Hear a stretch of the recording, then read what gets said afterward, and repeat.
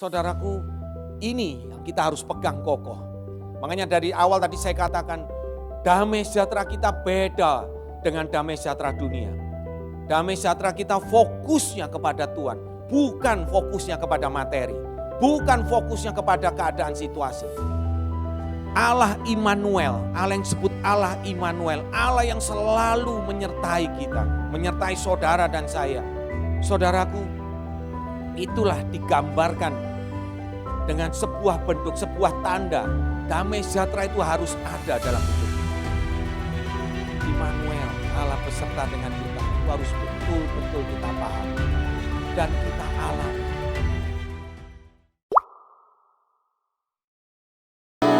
Ora mapaya sera la popora bala bala bala bala bala. Opa para para bala bala bala bala bala. Haleluya, glory bagimu. Glory bagi Sang Raja. Glory Sang Immanuel. Apa yang selalu beserta dengan kita. Sirala popora bala bala bala bala bala. Sera popora bala bala bala bala bala bala. Ora bala bala bala bala bala bala bala bala bala. Sirala popora bala bala bala bala bala bala bala. Sirala para bola bala bala bala bala. Opa para bala bala bala bala bala bala bala. Oh haleluya haleluya. Haleluya. Terima kasih Bapa, terima kasih. Kalau kembali oleh karena kasih anugerah-Mu, kami boleh ada bersama-sama. Baik kami yang ada di tempat ini maupun semua saudara-saudara kami yang ada di rumah masing-masing, yang ada di Beth Shalom. Lewat Zoom prayer malam hari ini, Engkau persatukan kami ya Bapa. Kami dilayakkan untuk kami meninggi-ninggikan Engkau, memuji Engkau. Bapa, inilah satu anugerah yang luar biasa buat kami. Kesempatan demi kesempatan Kau berikan kepada kami, untuk kami mendekat kepadamu. Bapa, terima kasih. Malam hari ini kembali Bapa, kalau kami telah memuji meninggikan nama-Mu, kembali kami rindu untuk mengenal Engkau lebih lagi. Lewat apa yang Kau telah taruh pada kami semua ya Bapa, khususnya lewat gembala kami, yang sebentar hamba-Mu juga akan bagikan. Bapa, kami percaya firman-Mu adalah pelita dan terang bagi kaki dan jalan kami Bapa. Bapa, firman-Mu akan menjadi landasan yang kokoh buat kami semua, sebab firman-Mu adalah Engkau sendiri. Mampukan kami ya Tuhan, lewat Roh Kudus-Mu yang tinggal dalam diri kami, untuk kami semakin mengerti Tuhan. Dan malam hari ini kami mau belajar tentang Aba Immanuel, Allah yang selalu beserta dengan tanda-tanda ajaibnya, tanda-tanda herannya, yang selalu menyertai kehadiran-Mu dalam hidup kami. Bapa, terima kasih. Kembali Bapa, hamba merendahkan hati di hadirat-Mu. Kau mampukan hamba-Mu untuk menyampaikan apa yang menjadi isi hati-Mu, sehingga kami semua dibawa semakin dalam mengenal Engkau. Terima kasih Bapa, terima kasih. Dalam nama Tuhan Yesus, mari kita semua yang siap mendengarkan firman Tuhan sama-sama katakan amin.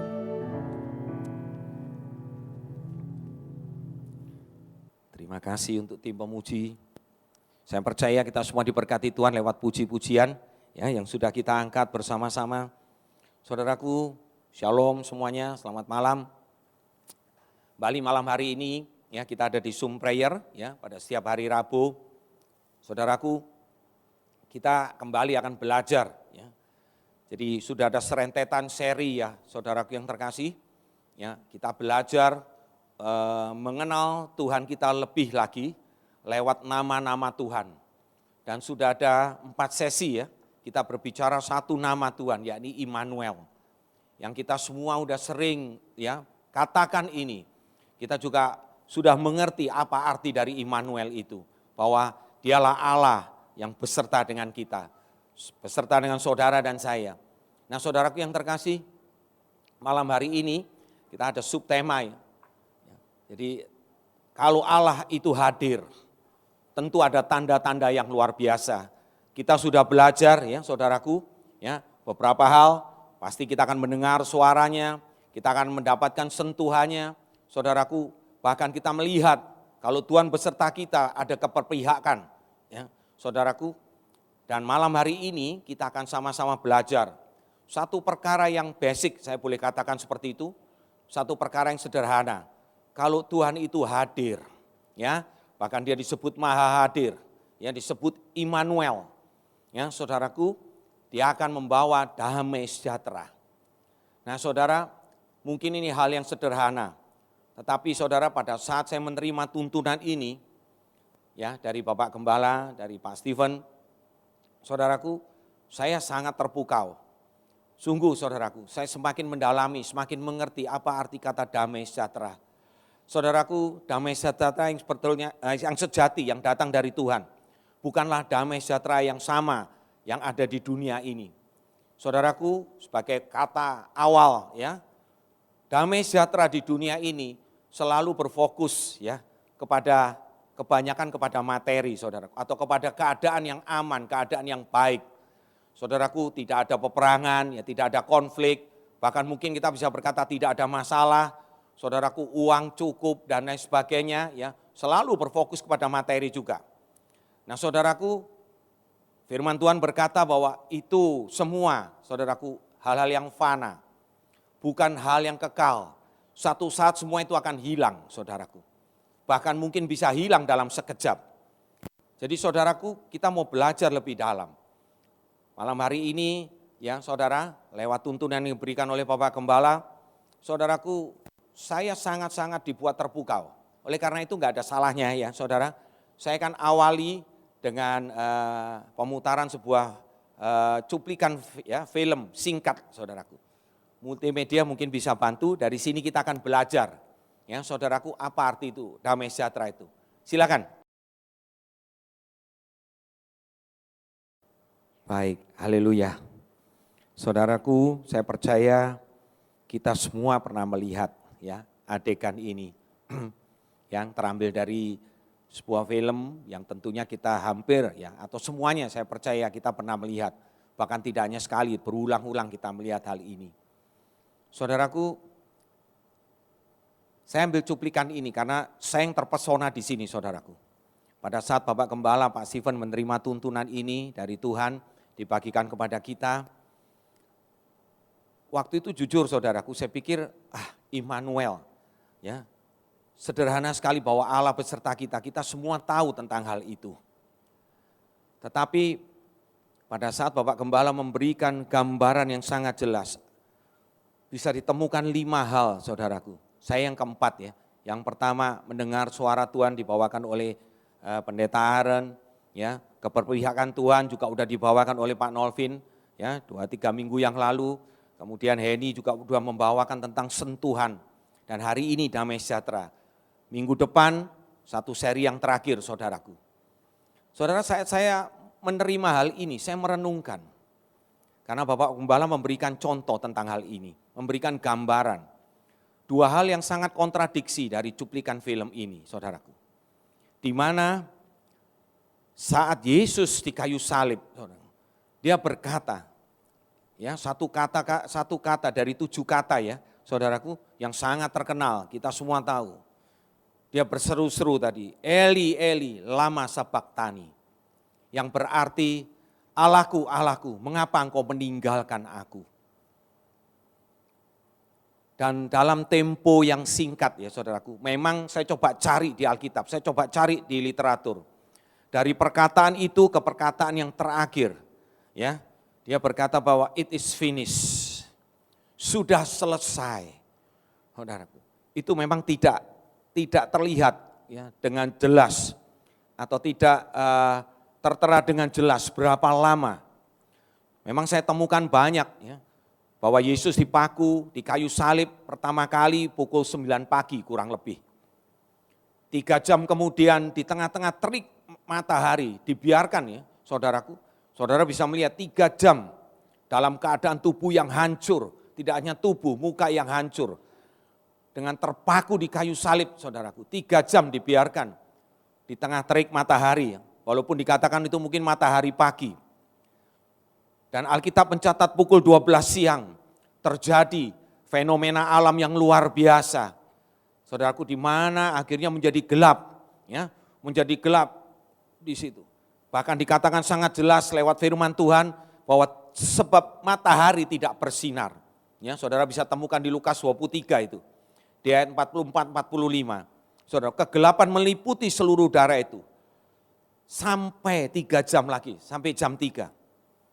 Dan dikatakan pada jam 3, tepat jam 3, dikatakan itu tadi, seruan Yesus. Eli, Eli, lama sabaktani. Bapakku, Bapakku, Allahku, Allahku, kenapa engkau meninggalkan aku?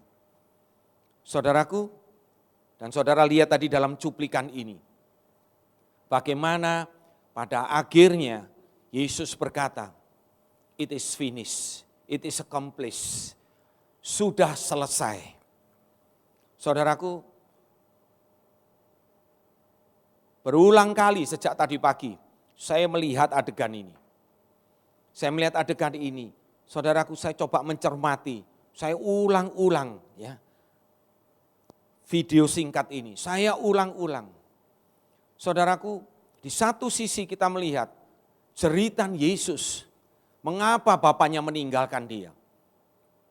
Bukankah Bapa itu disebut Bapa Immanuel, Bapa yang selalu menyertai kita, selalu beserta dengan kita. Kenapa saat putranya yang tunggal mati di kayu salib, dikorbankan untuk dunia ini, Allah berkesan meninggalkan dia. Berkesan saudaraku, saya katakan seperti itu. Itu yang memukau saya. Tetapi sesungguhnya pada saat ya yang saya percaya tidak terlalu lama. Setelah itu Yesus berkata di bagian akhir, sudah selesai. It is accomplished, it is finished. Dan dia meregang, menyerahkan nyawanya. Saudaraku, dengan damai sejahtera yang luar biasa. Itu yang saya dapatkan dengan berulang-ulang saya melihat ini. Saudaraku, memang ya film ini sudah cukup lama ya, tahun 2004 film ini. Tapi inilah film yang terbesar atau film yang pernah ada yang menggambarkan begitu ya, boleh dikatakan hampir mendekati aslinya. Banyak kritikus bahkan banyak ahli-ahli Alkitab yang menuliskan hal ini. Banyak sebelumnya dibuat film-film seperti ini. Tetapi Tuhan sungguh-sungguh menaruh ya hatinya kepada sang sutradara yakni Mel Gibson. Di mana saudaraku, ya saya coba pelajarin lebih dalam. Ya banyak hal-hal yang terjadi, ternyata lewat film ini banyak sekali perubahan-perubahan. Saudaraku, kru-kru film itu, saudaraku banyak mereka yang ateis, bahkan banyak yang dari agama seberang. Mereka lewat saudaraku, film ini mereka diubahkan. Bahkan sang aktor sendiri pun mengalami perubahan yang luar biasa. Dan banyak kejadian yang luar biasa terjadi. Bahkan saat Jim Caviezel itu ada di kayu salib memerankan Yesus. Itu petir betul-betul menyambar saudaraku. Dan dia sempat tidak sadarkan diri berapa lama. Kemudian setelah dia sadar rambutnya itu berdiri semua. Dikatakan seperti Don King itu kalau saudara tahu. Dari tersambar seperti itu. Saudaraku, banyak perkara yang luar biasa. Dan film ini memang memberi dampak yang dahsyat saudaraku kepada seluruh dunia. Tidak hanya bagi orang-orang percaya. Nah saudaraku, tadi kita udah lihat cuplikan ini sedikit. Saudaraku, mengapa ada dua hal yang sepertinya kontrari? Yesus berseru-seru seperti itu. Bahkan sejak dari awal ya film ini, karena film Passion of the Christ ini berbicara tentang 12 jam kehidupan terakhir Yesus. Diawali dari pergumulan di Getsemani, saudaraku. Bahkan di Getsemani itu kita tahu bagaimana Yesus pun meratap. Dikatakan di Alkitab bahwa peluhnya, saudaraku, berdarah seperti itu. Dia berkata, kalau boleh lalukan cawan ini dari hadapanku, tapi jangan kehendakku yang jadi, kehendak Bapa yang terjadi. Yesus saat itu 100% manusia, 100% Tuhan. Saudaraku, disitulah ya keindahan, disitulah saudaraku kita bisa menyelami bahwa sesungguhnya ya Yesus tahu betul bahwa Allah tidak pernah meninggalkan, bahwa Allah itu tetap disebut Allah Immanuel. Bapa yang tidak pernah meninggalkan, saudaraku. Makanya dalam tempo yang singkat, nah ini kita mau belajar, saudaraku. Kita melihat bagaimana di akhirnya dia begitu damai. Ya saudaraku, seorang hamba Tuhan dalam bukunya menuliskan bahwa pernyataan sudah selesai itu bukan berarti sebuah pernyataan kekalahan atau pernyataan keputusasaan. Tetapi di sini justru itulah pernyataan kemenangan. Karena lewat perkataan itu sudah selesai. Tidak hanya damai sejahtera yang begitu luar biasa. Saudara, nanti saudara lakukan hal yang sama seperti yang saya lakukan. Coba lihat cuplikan ini saudaraku, berulang-ulang. Saudaraku, saya hampir meneteskan air mata. Kalau saya nggak tahan mungkin saya menangis saudaraku. Benar, saya melihat betapa ya sosok yang sedemikian rupa. Saudara bisa bayangkan saudara, 6 jam. Bahkan ilmu kesehatan pun juga dokter pun akan berkata, bagaimana mungkin orang dengan luka yang seperti itu tergantung 6 jam. Dengan darah yang keluar seperti itu. Saudaraku mungkin kita cukup dengan 10 menit. Ya, umumnya seperti itu dengan darah seperti itu kita akan kehabisan darah. Yesus bisa seperti itu saudaraku. Inilah bukti bahwa dia sungguh-sungguh putra Allah. Dia sungguh-sungguh Tuhan dan Juru Selamat kita. Dan dialah sungguh-sungguh Aba Immanuel itu. Dia tidak pernah, Bapaknya tidak pernah meninggalkan. Itulah jati diri, saudaraku. Inilah sesuatu yang harus kita resapi sungguh-sungguh hari-hari ini. Saudaraku, ini yang kita harus pegang kokoh. Makanya dari awal tadi saya katakan, damai sejahtera kita beda dengan damai sejahtera dunia. Damai sejahtera kita fokusnya kepada Tuhan, bukan fokusnya kepada materi, bukan fokusnya kepada keadaan situasi. Kalau kita sungguh-sungguh mengerti tentang hal ini, saudaraku, apapun keadaan kita, ya mungkin pendek katanya apapun situasi kita, saudaraku, kita dalam keadaan yang kurang baik, mungkin kesehatan kita kurang baik, ekonomi kita kurang baik, ya di tengah-tengah situasi pandemik yang berkepanjangan ini, kita akan tetap merasakan hadirat Tuhan dengan tanda-tanda damai sejahtera itu. Amin saudaraku, itu yang kita harus pegang kokoh. Nah saudaraku, ada hal yang menarik yang kita harus pelajari. Yang kita bisa pelajari. Beberapa jam sebelum ya Yesus itu disalibkan. Coba perhatikan firman Tuhan ini. Tolong dibantu multimedia. Yohanes 16 ayat 32 dan 33. Saudaraku, ini bukti bahwa Allah Immanuel ya itu damai sejahtera, wujud damai sejahtera, tanda-tanda damai sejahtera itu pasti akan ada pada kita. Perhatikan baik-baik. Lihat saatnya datang, bahkan sudah datang. Bahwa kamu dicerai-beraikan, masing-masing ke tempatnya sendiri. Dan kamu meninggalkan aku, kata Yesus seorang diri. Namun aku tidak seorang diri.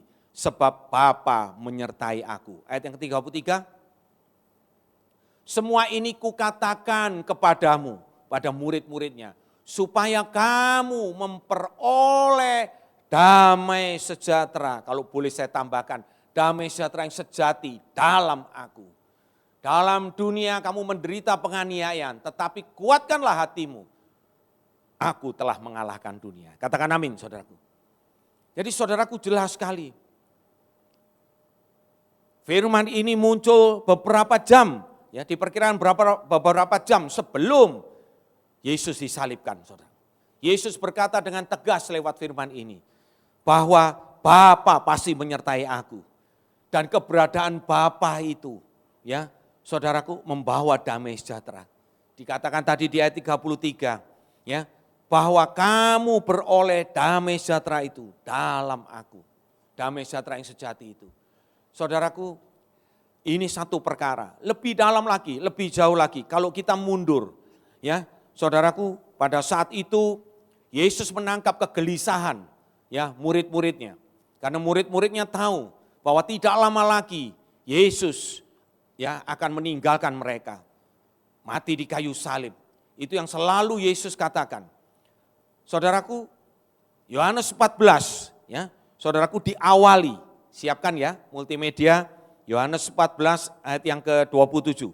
Ya, saya percaya satu ayat yang mungkin kita sudah sering dengar, sering baca. Tapi kalau kita lihat background-nya, kita melihat kegelisahan. Ya, murid-murid itu. Dan Yesus berkata, kita tahu bukan Yohanes 14 ini diawali apa? Dengan satu perikop tentang rumah Bapa. Ya, Yesus menangkap kegelisahan itu dan Yesus berkata, ya, kemana aku pergi di situ akan, ya, engkau akan bersama dengan aku. Di rumah Bapakku banyak tempat tinggal. Saudaraku, dan di situ muncul satu ayat, akulah jalan dan kebenaran dan hidup. Tidak ada seorang pun yang akan sampai kepada Bapa tanpa melalui aku. Nah saudaraku, Yesus kembali menegaskan siapa jati dirinya. Dia 100% manusia, 100% Tuhan. Dan dia memberikan penghiburan kepada murid-muridnya.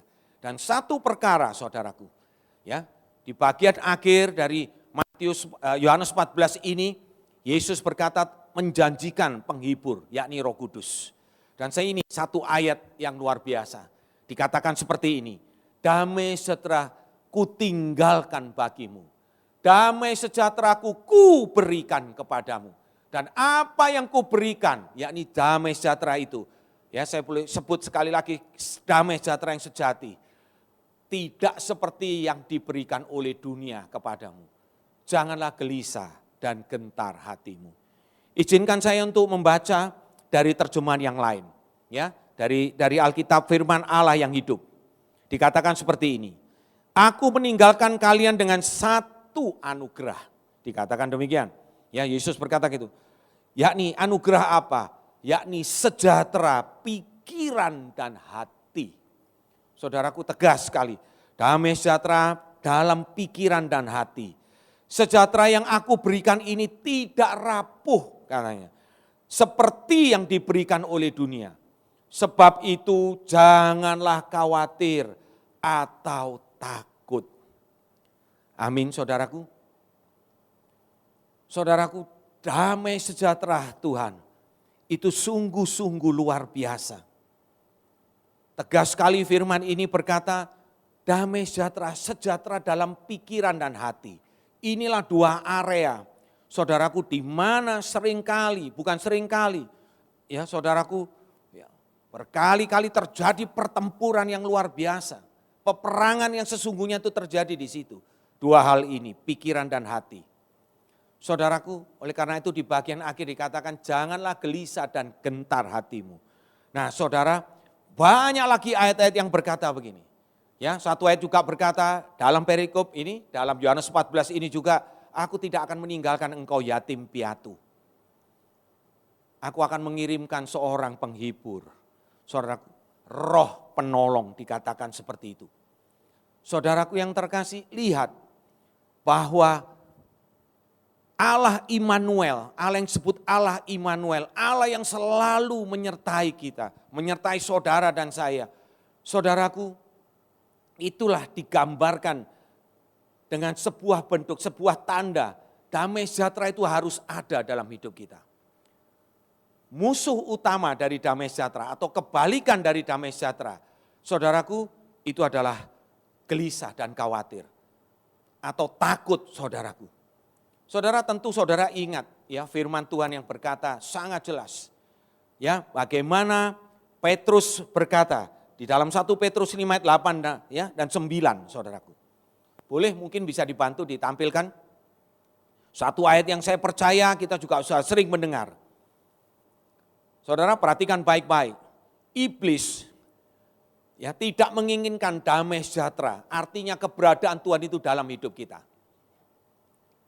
Tentu iblis tidak suka hal itu. Oleh karena itu terus iblis berusaha. Dikatakan di 1 Petrus 5 ayat 8 ini, satu ayat yang terkenal. Sadarlah dan berjaga-jagalah. Lawanmu si iblis berjalan keliling sama seperti singa yang mengaum-ngaum dan mencari orang yang dapat ditelannya. Nah perhatikan baik-baik saudaraku. Saudaraku yang menjadi sasaran utama. Saudaraku pada saat damai sejahtera itu hilang. Tetapi yang ada hanyalah kekhawatiran, kecemasan, takut. Itu saudaraku, itu yang menjadi mangsa empuk bagi si iblis. Saudaraku, ini perintah Tuhan, sadar dan berjaga-jagalah. Bahkan saudaraku kalau kita lihat ayat ke-9, silakan. Lawanlah dia dengan iman yang teguh. Sebab kamu tahu bahwa semua saudaramu di seluruh dunia menanggung penderitaan yang sama. Saudaraku, 3 kata kunci, sadar, saudaraku, berjaga-jagalah dan lawanlah. Saudaraku, ini yang menjadi kunci ya buat kita untuk terus maju di tengah-tengah situasi yang seperti ini. Kita sadar bahwa kita punya Bapa, ya, punya Tuhan yang selalu yang disebut Immanuel, yang selalu menyertai kita. Saudaraku, tapi kenapa hal itu tidak terwujud dalam keadaan kehidupan kita, keseharian kita? Yang ada malahan kita khawatir, cemas dan lain sebagainya. Dan itu yang menjadi sasaran empuk saudaraku bagi si iblis. Sehingga apa yang terjadi saudaraku? Damai sejahtera yang sesungguhnya menjadi bagian kita itu hilang. Nah saudara, kembali kepada peristiwa Kristus. Bukan berarti pada saat Yesus berkata, Eli, Eli, lama sabachthani. Saudaraku, Yesus tidak sadar bahwa Allahnya selalu menyertai dia. Saudaraku, kembali kita melihat Yesus berkata seperti itu. Karena Tuhan memang harus berpaling. Ya, berpaling dari Yesus. Karena Yesus pada saat itu dia menanggung dosa. Ya, seluruh umat manusia. Menanggung dosa dunia ini. Dan kita tahu bukan saudaraku, Tuhan tidak bisa bersama-sama dengan dosa. Disitulah saudaraku, Yesus sadar. Di tengah-tengah keadaannya yang sedemikian rupa, keadaannya secara manusia, saudaraku, dia berteru, Eli, Eli, lama sabachthani. Tetapi dia tahu sesungguhnya bahwa Allah yang tidak pernah meninggalkan. Inilah gambaran saudaraku. Yang dikatakan di 1 Petrus 5 ini, ayat 8 dan 9. Saudaraku sadar, lawan, ya, jaga-jaga dan lawan dengan iman yang teguh. Saudaraku yang terkasih, ini yang harus kita lakukan. Beda ya saudaraku. Makanya Yesus bisa berkata pada akhirnya, it is complete, selesai, sudah selesai. Dia tahu betul siapa Bapaknya. Bapaknya tidak akan pernah meninggalkan dia. Saudaraku, itu yang harus kita lakukan. Kita harus sadar betul. Ya, malam hari kita mau lebih dalam lagi mengerti apa arti kata Immanuel dengan tanda-tanda damai sejahtera ini. Saudara, saya percaya kita semua pernah mengalami hal-hal yang sulit dalam hidup ini. Terlebih di hari-hari ini. Keadaan ekonomi yang tidak menentu, ada beberapa saudara yang mungkin kehilangan sanak saudara karena penyakit ini, karena terpapar oleh COVID dan lain sebagainya. Ada kesedihan yang terjadi. Saudaraku yang terkasih, kalau kita tahu betul, ya kita menyadari betapa dalamnya arti kata Immanuel itu, Allah beserta dengan kita. Dengan tanda itu tadi, damai sejahtera. Damai sejahtera ini bisa menjadi tolak ukur bagaimana keintiman kita dengan Tuhan. Bagaimana kita dilepaskan, bagaimana kita tidak lagi terfokus kepada keadaan sekeliling kita. Terhadap masalah yang terjadi dalam hidup kita. Sehingga yang ada cuma kekhawatiran, kecemasan, ketakutan saudaraku. Bukankah tadi Yesus berkata sangat jelas. Damai sejahtera, bahkan dikatakan dengan diulang damai sejahteraku. Ku tinggalkan, ku berikan, ku anugerahkan kepadamu. Memang dunia ini, saudaraku, hidup ya penuh dengan penganiayaan. Mungkin kata-kata ini terlalu sadis penganiayaan, tapi benar saudaraku, masalah itu selalu terjadi dalam hidup kita. Tetapi kembali, apa yang Tuhan janjikan itu harusnya jauh lebih kokoh dalam hidup kita. Saudaraku, itu sebabnya kenapa Tuhan berkata, kembali satu ayat yang terkenal. Boleh ditampilkan 2 Timotius 1 ayat yang ke-7. Hati-hati saudaraku. Tuhan berkata sangat tegas di sini. Ya, musuh utama dari damai sejahtera, ya, itu adalah kecemasan, kekhawatiran, ketakutan. Itu akan menggerogoti iman saudara. Iman kita, saudaraku. Oleh karena itu kita harus betul-betul mendalami, menyelami saudaraku bahwa Dia selalu beserta dengan kita. Firman ini berkata 2 Timotius 1 ayat 7, sebab Allah memberikan kepada kita bukan roh ketakutan, melainkan roh yang membangkitkan apa saudaraku? Kekuatan. Yang pertama, membangkitkan apa? Kasih dan ketertiban. Saudara coba renungkan ini dalam-dalam. Kalau saudara kekuatan kita bangkit, apa yang ada dalam hati kita? Pasti ada damai sejahtera saudaraku. Bukan demikian? Bukan berarti kita kuat terus kita menindas yang lemah, bukan saudaraku. Tetapi pada saat kekuatan itu bangkit saudara, saya percaya damai sejahtera. Kita melihat bahwa Allah itu terus menyertai kita. Karena dia yang memberi kekuatan, sesungguhnya memberi kekuatan kepada kita. Bukan karena kuat gagah kita, bukan karena kehebatan kita, kepintaran kita, bukan karena harta benda kita. Saudaraku, kita menjadi kuat. Tidak saudaraku, itu semua fana. Sekejap bisa hilang. Saudaraku, tetapi inilah kekuatan, saya boleh katakan kekuatan yang sejati. Sebab Tuhan yang memberikan kekuatan itu kepada kita. Tuhan yang menganugerahkan kepada kita. Jadi saudaraku, lihat kekuatan. Dengan bangkitnya kekuatan saudaraku, saya percaya ada damai sejahtera. Yang kedua kasih saudaraku. Saya percaya bila kasih itu meluap-luap. Keadaan rumah tangga kita baik, semuanya baik saudaraku. Kita mengasihi anak-anak kita, anak-anak juga hormat kepada kita. Semuanya kita berbagi kepada banyak orang, kepada siapapun juga. Saudara, saya percaya memberi, saudara, saya percaya satu kali apapun pada saat kita memberi, ada perasaan damai sejahtera itu dalam hidup kita. Itulah kasih yang sesungguhnya. Dan tentu ketertiban saudara. Kalau kita tertib, kita melakukan, kita patuh dalam segala hal. Tidak hanya patuh, tertib terhadap firman. Tapi kita juga tertib terhadap hal-hal yang di luar sana. Hukum, ya saudaraku, kita tertib terhadap norma-norma yang ada.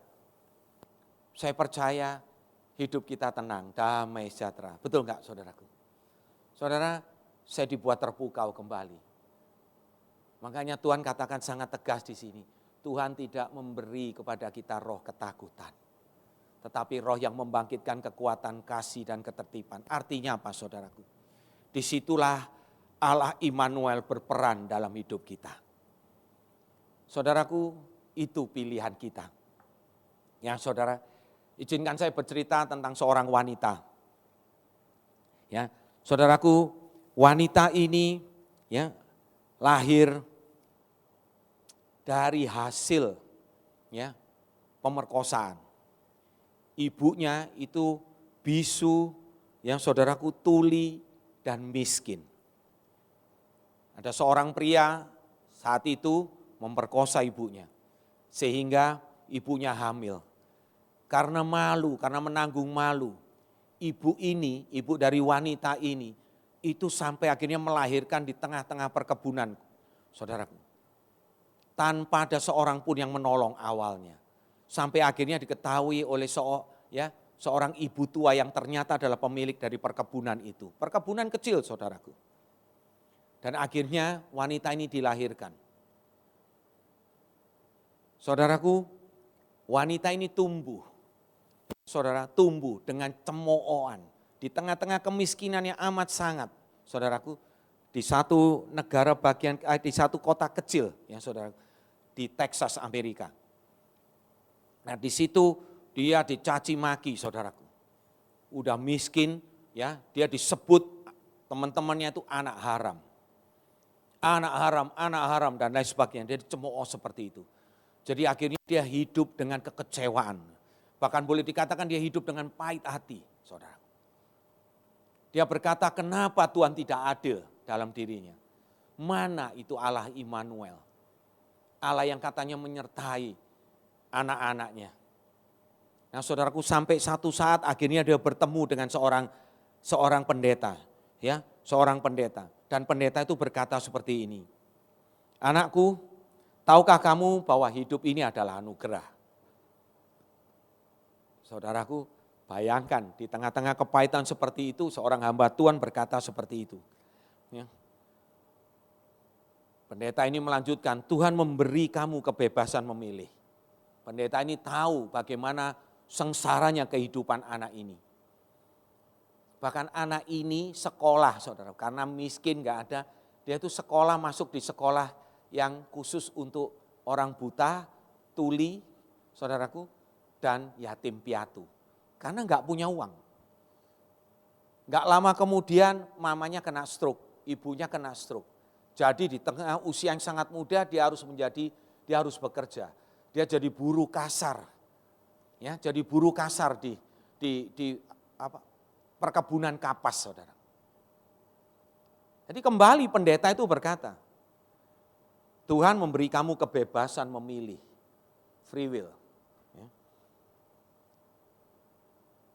Mau kamu tetap mengeluh seperti ini, menerima keadaanmu dan hidup mengeluh, hidup susah, ataukah kamu mau bangkit dari kemiskinan ini? Pilihan itu ada di tangan kamu, nak, kata pendeta ini. Saudaraku, pada saat di akhir pendeta itu berkata seperti itu, wanita ini mengalami satu damai sejahtera yang luar biasa. Di sini saya mengerti kenapa Bapak Gembala mendapat tuntunan. Saya merenungkan hal ini, iya, ada jamahan Tuhan, ada sentuhan Tuhan. Tuhan berbicara kepada anak ini, kepada wanita ini, saudaraku.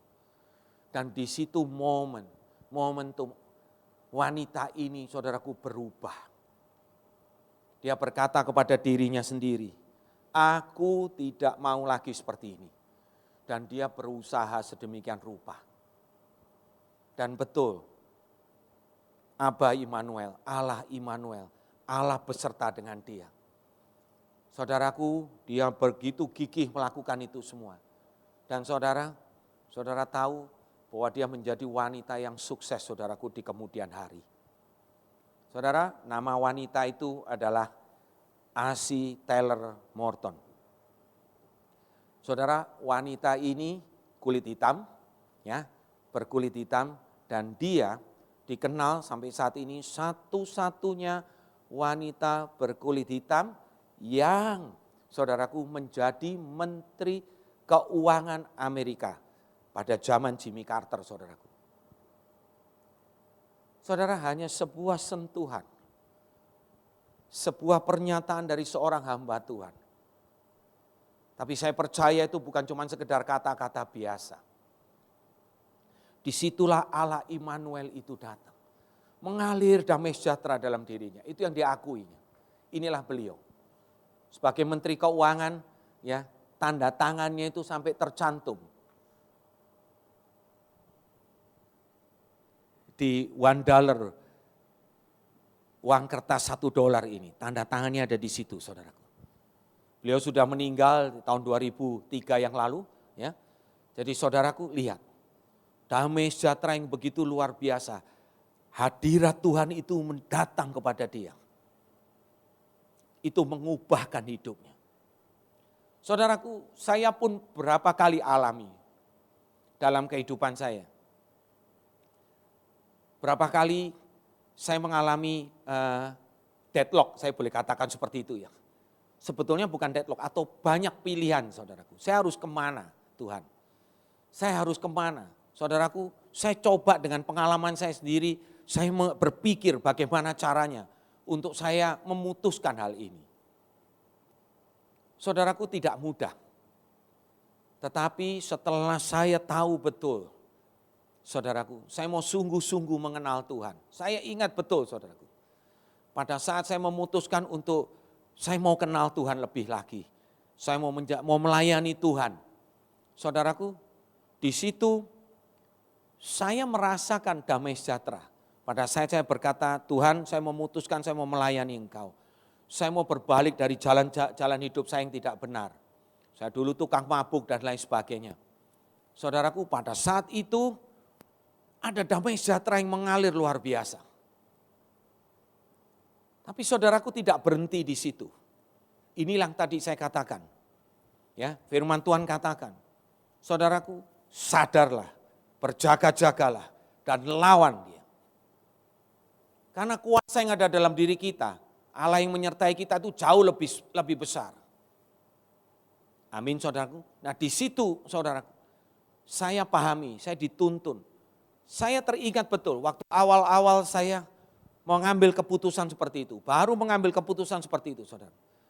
Di hati nurani, bahkan kadang-kadang saya terdengar sepertinya audible di telinga saya. Itu selalu si iblis itu menggoda, mengintimidasi saya. Andre, siapa kamu? Kamu ini najis, kamu ini kotor, kamu ini tidak layak untuk menjadi hamba Tuhan. Menjadi sekedar pelayan Tuhan, sekedar aktivis Tuhan, aktivis gereja. Saudaraku, itu mungkin berlangsung kurang lebih sekitar 6-7 bulan. Bukan waktu yang singkat, saudaraku. Bukan cuma 1-2 hari. Wah, itu kayaknya di sanubari, kadang-kadang di telinga, saudaraku. Saat saya memejamkan mata, saya tidur, saya dengar suara itu. Tapi saya bersyukur, ya tentu waktu itu saya punya mentor yang terus mengingatkan saya. Saya punya teman-teman yang terus mengingatkan saya. Saya punya seorang istri yang terus mengingatkan saya. Saudaraku, dan terlebih lagi tentu Alkitab, Tuhan itu sendiri. Saya percaya saudaraku, saya ngambil sebuah kesimpulan yang sederhana. Pada saat tadi Yesus berkata, ya di Yohanes, ya dikatakan di Yohanes 16 tadi 32-33 atau di Yohanes 14 ayat 27 bahwa dikatakan aku memberikan damai sejahteraku. Saudaraku, sesungguhnya Yesus sendiri yang memberikan dirinya, tentu lewat Roh Kudusnya. Jadi arti Roh Kudus tinggal dalam diri kita untuk selama-lamanya, tinggal tetap dalam diri kita. Saudaraku, itulah penyertaan Tuhan yang sempurna. Hari-hari ini di tengah-tengah keadaan yang sulit seperti ini, saudaraku. Bagaimana? Saya challenge saudara. Jelas dia seorang Allah yang menyertai kita, Allah Immanuel. Dengan tanda-tanda yang sangat jelas, saudaraku. Dia akan memperdengarkan suaranya. Dia akan memihak kepada kita. Saudaraku, hari ini kita juga belajar bagaimana Tuhan nyatakan kehadirannya itu dengan damai sejahtera. Saudara, hari-hari ini saya sederhana sekali. Bukan sombong saya katakan ini. Di saat sekarang ini kesulitan dalam pekerjaan apapun juga kita sulit untuk memutuskan. Memang kita bisa bertanya. Saya bisa bertanya kepada Bapak Gembala, kita bisa bertanya kepada rekan-rekan, saudaraku. Tetapi satu kata kunci yang sederhana. Dengan modal lutut saudaraku, kita berdoa. Kita bertanya kepada Tuhan, Tuhan benarkah langkah yang aku ambil? Saudaraku, sederhana intinya. Pada saat damai sejahtera itu mengalir, saya percaya Tuhan sedang memberikan persetujuannya terhadap keputusan saya ini. Saudaraku, sedemikian sederhananya. Makanya kenapa balik tadi ke peristiwa penyaliban itu. Pada saat Yesus berkata pada akhirnya, it is finished. Dan dia menyerahkan nyawanya kepada Bapa di surga. Saudaraku, ada damai yang begitu luar biasa. Karena memang itulah kehendak Bapa. Memang itulah keputusan Bapa. Yesus harus mati di kayu salib untuk menebus dosa semua, menebus dosa semua manusia, menebus dosa saudara dan saya. Itulah kehendak Bapa. Dan tentu diiringi dengan damai sejahtera, sebab Dia senantiasa menyertai kita. Saudaraku, mari, hari-hari ini kita di tengah semua kebimbangan, kita enggak tahu apa yang akan terjadi. Kembali ke depan kita udah dengar, wah kasakusuk. Tadi saya juga bicara dengan teman-teman saya, rekan-rekan kolega saya di Belanda, di kantor pusat saya, di mana saya bekerja. Hari-hari ini Belanda pun juga mengalami hal yang luar biasa. Rumah sakit penuh, saudaraku, bingung mereka. Dan tidak hanya terjadi di Belanda, di Jerman pun juga, di Inggris juga katanya seperti itu. Saudaraku, kita nggak tahu apa yang terjadi. Hari ini memang kita melihat COVID sedang menurun. Tentu saya tidak berharap ya ini naik kembali. Tapi siapa yang tahu? Keadaan tidak semakin baik, saudaraku. Firman Tuhan berkata jelas tentang akhir zaman. Oleh karena itu tidak ada jalan lain, saudaraku. Immanuel, Allah beserta dengan kita, itu harus betul-betul kita pahami. Dan kita alami. Lewat Roh Kudusnya Tuhan kirimkan. Ya, Yesus menjanjikan penghibur. Dan penghibur itu sudah datang dalam diri kita. Saudara jangan pernah izinkan kekhawatiran, kecemasan, apapun kondisi itu. Mempengaruhi saudaraku damai sejahtera kita. Tapi malah sebaliknya, kita semakin mengenal Dia. Mengenal Dia lebih lagi, Allah Immanuel ini. Lewat damai sejahtera itu. Damai sejahtera ini harus menjadi tolak ukur. Bahwa kita semakin mengenal Dia. Kita semakin akrab, intim dengan Dia. Amin saudaraku. Ini yang harus kita lakukan ke depan. Tidak ada pilihan lain saudaraku. mari sebagai ayat yang terakhir. Ya, perhatikan saudaraku. Ayat yang terakhir, Yesaya 48, ayat 18, tolong. Bisa dibantu? Sebelum saya akhiri. Kita tahu bukan Yesaya menubuatkan ya, bahwa dia adalah Prince of Peace, Raja Damai. Namanya disebut orang Raja Damai. Dan dia memang betul-betul Raja Damai. Tapi mari kita lihat ya. Mari kita lihat Yesaya 48 ayat 18. Mari saudara-saudaraku yang di rumah, saudara bisa membaca dengan saya bersama-sama firman ini.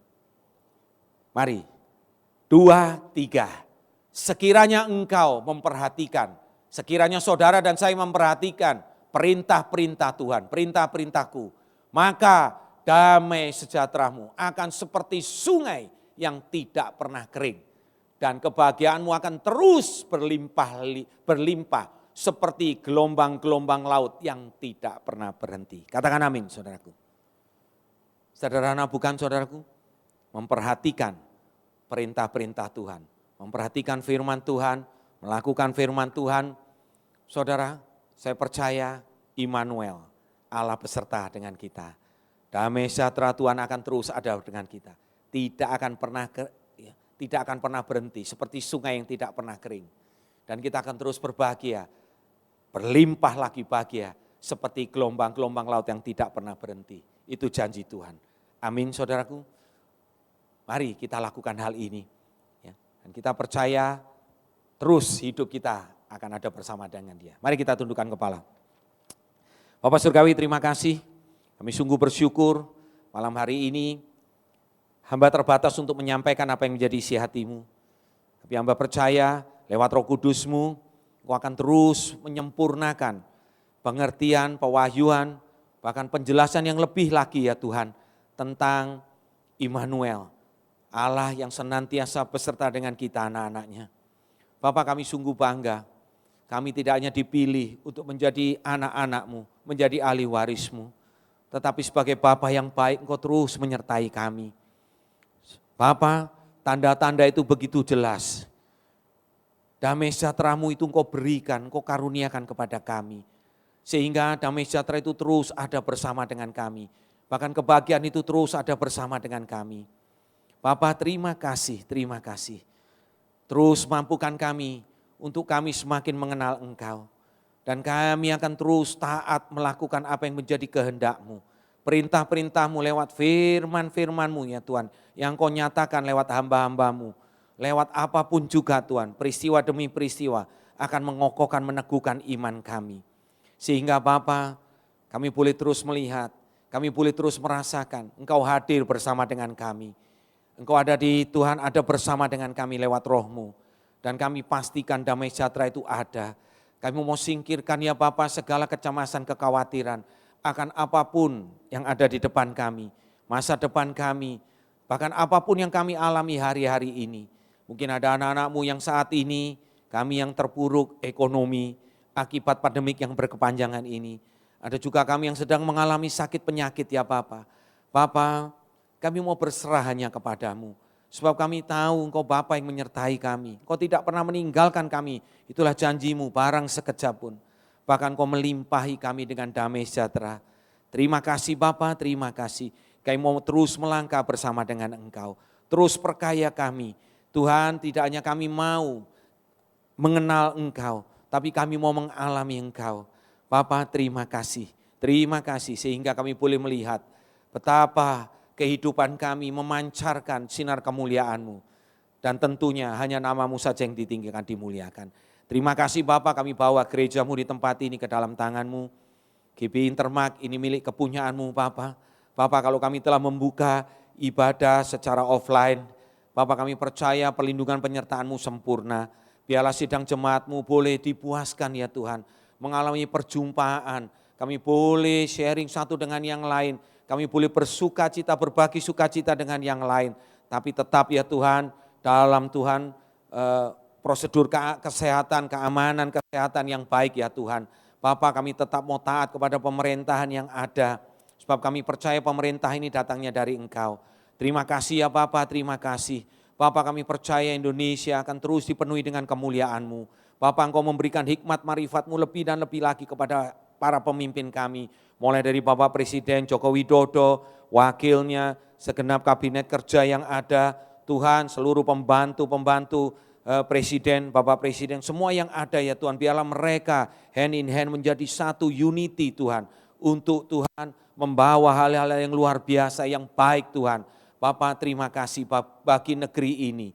Terima kasih Bapak, terima kasih. Kami serahkan semuanya ke dalam tangan-Mu. Kami tahu Tuhan, hanya kepadamu kami berserah. Aba Immanuel, Allah Immanuel akan senantiasa menyertai kita. Damai sejahtera-Mu itu akan terus Engkau curahkan limpah atas kami. Terima kasih Bapa, terima kasih. Di dalam nama Tuhan Yesus kami telah berdoa dan mengucap syukur. Haleluya. Amin.